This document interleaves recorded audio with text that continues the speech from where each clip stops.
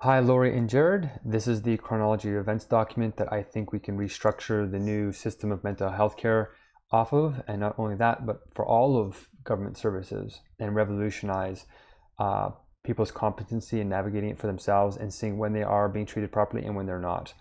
So in this column, you can see that we have the date, which goes from June 1st, when I first submitted my highest level complaint. And you can see each column is one of the offices that is involved in the mental health advocacy process. You can see that each column has a summary of actions.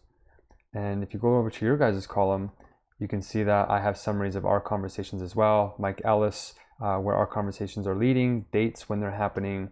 It's a very efficacious way of seeing who's responded, what we're waiting for in each column, and if it's been a certain amount of days to look up where we left off, because it's almost impossible to keep track of all these emails one by one.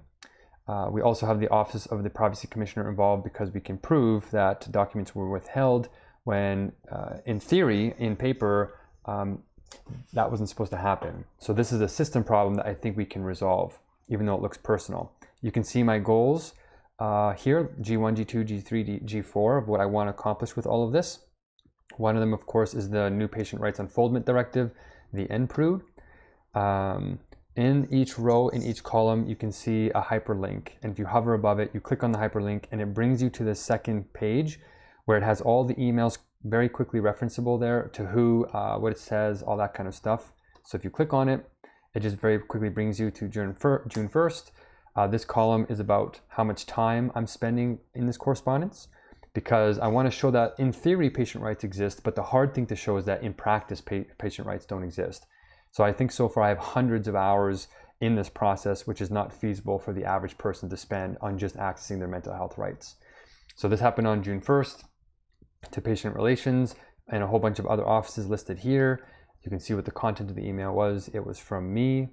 But you can go back and you can do this with all the offices, and you can not only see who's doing it, when it happened, but you can also see chronologically what the follow-up was. So this is another follow-up response from the CMPA, and you can see all the correspondence there very quickly and efficaciously.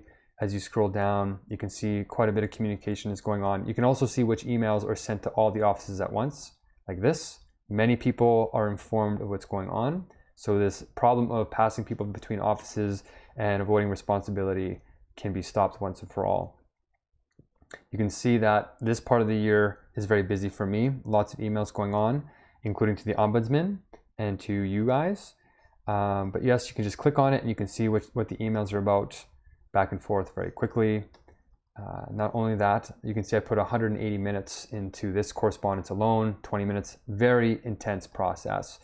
But the power of these spreadsheets, and later to be made into apps and much more usable interfaces like flowcharts, is you can make annotations where, this red square means this is the first time I shared crucial evidence, like the voice recording. So you can see when people first started finding out about critical pieces of information very, very quickly, and it's very easy to keep track of. I hope you found this document very useful.